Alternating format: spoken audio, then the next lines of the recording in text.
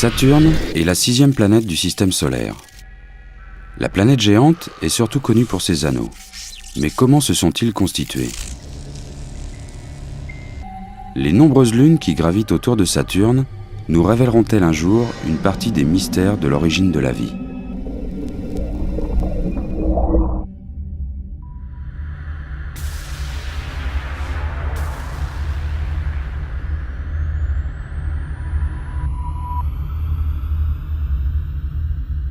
Nous sommes en 1610.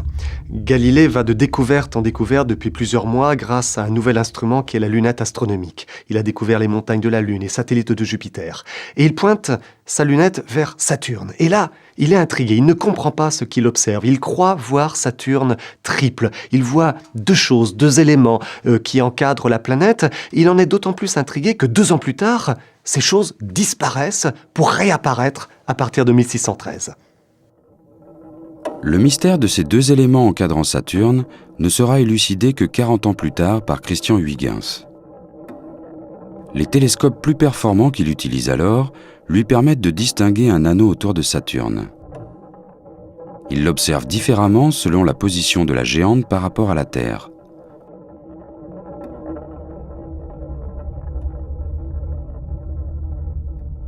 Ce sont aujourd'hui des milliers d'anneaux d'une beauté saisissante que les planétologues ont décrits grâce aux télescopes toujours plus puissants et aux sondes spatiales telles que Cassini.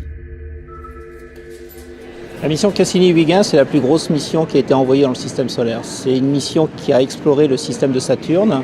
Saturne est bien connu pour ses anneaux, mais Saturne est aussi connu pour son gros satellite qui s'appelle Titan. Titan est le seul satellite du système solaire qui soit entouré d'une atmosphère, ce qui fait qu'avant la mission Cassini, on ne connaissait rien de la surface de Titan. On imaginait, et en fait ce qu'on imaginait s'est révélé être totalement faux.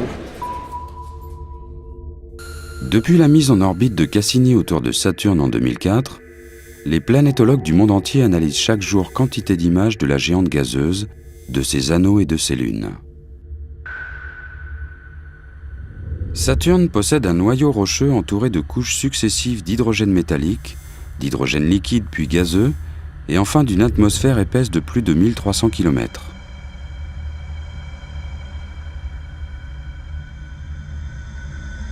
Dépourvu de surface solide, Saturne est le théâtre d'impressionnants phénomènes atmosphériques.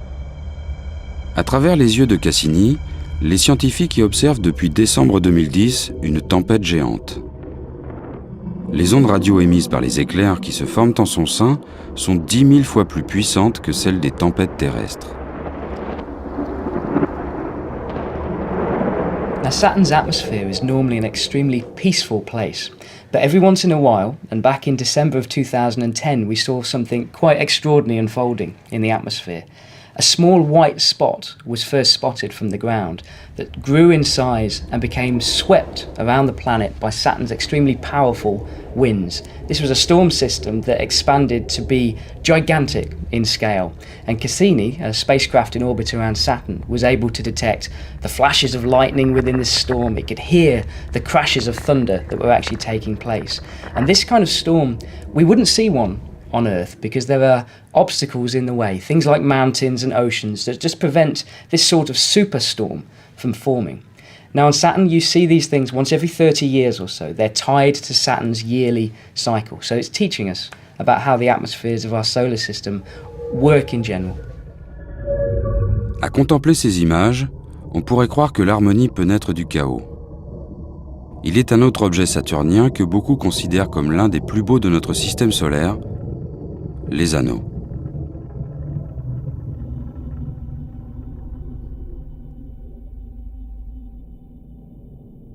De loin, il semble que la matière qui les dessine soit très ordonnée. Pourtant, ce sont des milliers de milliards de particules de glace qui se frôlent et s'entrechoquent sans cesse. Mesurant de quelques centimètres à quelques mètres, ils se déplacent à plus de 85 000 km/h. Avec un diamètre de 300 000 km et une épaisseur locale de seulement quelques mètres, les anneaux de Saturne sont en proportion 1000 fois plus fins qu'une feuille de papier. Parmi les nombreux mystères qui entourent les anneaux de Saturne, il en est un qui intrigue particulièrement les scientifiques. Comment se sont-ils formés ? On ne sait pas très bien en fait comment se sont formés les anneaux de Saturne. Par contre, il faut savoir que c'est un sujet de recherche qui est très actif et plusieurs théories s'affrontent. Alors depuis quelques années, il semble quand même y avoir une convergence sur peu d'hypothèses. À l'heure actuelle, ce qui semble le plus probable, c'est que les anneaux de Saturne soient en fait les débris d'un grand satellite ou d'une grande comète qui se serait brisée dans le passé. Soit vous avez un satellite qui s'approche trop près de Saturne, les forces de gravité, ce qu'on appelle les forces de marée exactement, détruisent le satellite et les débris se satellisent autour de la planète et donneraient peut-être les anneaux d'aujourd'hui. Ou autre théorie, un énorme comète, mais un objet de plusieurs centaines de kilomètres passe juste à côté de Saturne, se fait détruire par ces mêmes marées, et les débris se réassemblent autour de la planète sous forme d'un disque. Les anneaux seraient donc présents autour de Saturne depuis son plus jeune âge, soit depuis près de 4,5 milliards d'années. Mais que sait-on de leur évolution ? À court terme, les anneaux de Saturne évoluent principalement sous l'action des satellites. Ces satellites perturbent l'anneau et déclenchent des vagues dans l'anneau qui se propagent. Mais à très long terme, grâce à la simulation sur ordinateur, on a réussi à comprendre un petit peu comment évoluent les anneaux. Eh bien, les anneaux de Saturne sont un peu comme des crêpes bretonnes, c'est-à-dire qu'ils s'étalent. Le bord interne se rapproche de la planète et les particules tombent dans l'atmosphère de Saturne, et le bord externe s'éloigne également. Et là, il y a quelque chose d'assez étonnant, c'est qu'on a découvert il y a 2 ans, eh bien, que quand le bord externe des anneaux de Saturne s'en va, eh bien, il traverse une région qui s'appelle la limite de Roche, et dans cette région, le matériau se met spontanément à coaguler pour former des petits satellites. Donc les anneaux de Saturne auraient pu donner naissance à tout un tas de petits satellites tels que Pandore, Prométhée ou Japet, et peut-être même à d'autres satellites tels que Thétis, Dionée ou même Encelade.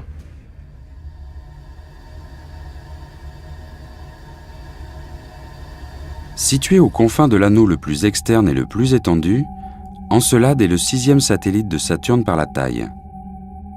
Son premier survol par la sonde Cassini a permis aux scientifiques de détecter la présence d'étranges phénomènes sur la surface d'Encelade. Survolant Encelade, Cassini a révélé la présence d'une activité vraiment étonnante au niveau du pôle sud. On a pu observer, grâce aux différents instruments qu'il y a sur Cassini, observer la présence de jets, de vapeur d'eau et de glace qui émanaient du pôle sud, sur lequel on a aussi découvert des très grandes structures tectoniques qu'on appelle les rayures du Tigre, et qui sont caractérisées par une très forte anomalie thermique qui est probablement à l'origine de ces jets. Malgré ses 500 petits kilomètres de diamètre, Encelade serait ainsi, contre toute attente, le théâtre d'une intense activité géologique et peut-être même le berceau d'une forme de vie extraterrestre encore inconnue. La quantité de vapeur d'eau et de glace d'eau qui ont été observées dans les jets suggère que ces jets sont probablement reliés à une source d'eau liquide. Donc on ne sait pas exactement de quelle manière, mais néanmoins la présence de sel dans les grains qui ont été mesurés par Cassini suggère que cette source d'eau liquide doit être en contact avec un océan interne, qui a une composition qui pourrait être assez proche de la composition des océans terrestres. En outre, on a également observé la présence de différents gaz dans ces jets, tels que le méthane, l'ammoniac et le dioxyde de carbone, ainsi que des résidus de décomposition de molécules organiques plus complexes. Donc tout ceci suggère qu'il pourrait exister à l'intérieur d'Encelade une chimie organique assez élaborée, et pourquoi pas les débuts d'une chimie prébiotique. En matière de recherche de vie extraterrestre dans le monde de Saturne, les planétologues ne se cantonnent pas à l'exploration d'Encelade. Ils étudient un autre satellite sous toutes ses coutures, Titan.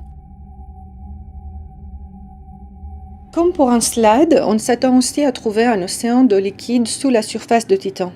Mais ce qui nous intéresse aussi énormément dans le cas de Titan, c'est que nous avons une opportunité unique dans ce cas-là, parce que Titan est une chance pour les planétologues d'étudier un objet à échelle planétaire, comme dans un laboratoire, dans lequel nous trouvons une chimie organique, comme sur Terre, qui vraiment a une complexité assez poussée, que Cassini va nous révéler, sauf que les températures, dans le cas de Titan, sont très très basses, on est à moins 180 degrés Celsius, et par conséquent, les réactions chimiques ne se passent pas de la même manière, ça peut mettre beaucoup plus longtemps, et la forme de vie qui peut en découler pourrait être complètement différente de celle sur Terre.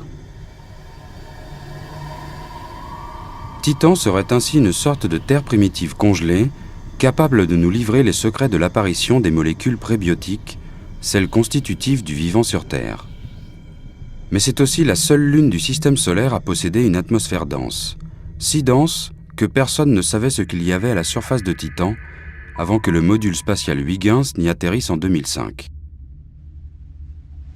À son passage dans l'atmosphère, Huygens a glané une foule de données précieuses pour les scientifiques. Au niveau des résultats, on a vraiment caractérisé l'atmosphère depuis la très haute altitude, plus de 1500 km jusqu'à la surface. On a mesuré la composition de l'atmosphère, on a mesuré les vents, on a caractérisé les aérosols, en quelque sorte ce brouillard d'hydrocarbures qui est en suspension dans l'atmosphère. Et enfin, on a vu avec nos propres yeux, les yeux de la caméra, un petit morceau de la surface de Titan et qui nous a révélé des choses absolument surprenantes et extraordinaires. En étudiant les nuages de Titan, les scientifiques tentent de comprendre le fonctionnement de son atmosphère et de caractériser les différents climats qui y règnent. Ils ont ainsi mis en évidence un cycle des hydrocarbures similaire à celui de l'eau sur Terre. Sauf que sur Titan, ce sont le méthane et l'éthane qui sont mis en jeu. L'étude des nuages de Titan va nous permettre de mieux comprendre en fait l'origine de certaines structures géologiques qu'on a observées à la surface de Titan. On a observé notamment des champs de dunes, des réseaux de rivières, des lacs, et les nuages sont une source potentielle de liquide, de pluie, qui peuvent générer ces rivières et remplir ces lacs. Titan abrite plusieurs types de lacs. Aux latitudes moyennes se trouvent des lacs circulaires à fond plat ressemblant à ceux observés en Namibie. Là-bas, comme sur Titan, il n'est pas rare de voir ces lacs asséchés en été, leur niveau variant avec celui des nappes phréatiques. Au niveau des pôles, d'autres lacs, plus creux, occupent le fond des vallées. La prochaine mission qui sera lancée sur Titan explorera l'un des grands lacs qui est présent au niveau du pôle nord de Titan. Ces lacs contiennent des hydrocarbures mais aussi des molécules organiques et cette mission permettra d'analyser ces molécules organiques, ce qui est évidemment un objectif essentiel pour comprendre les molécules qui sont à l'origine de la vie.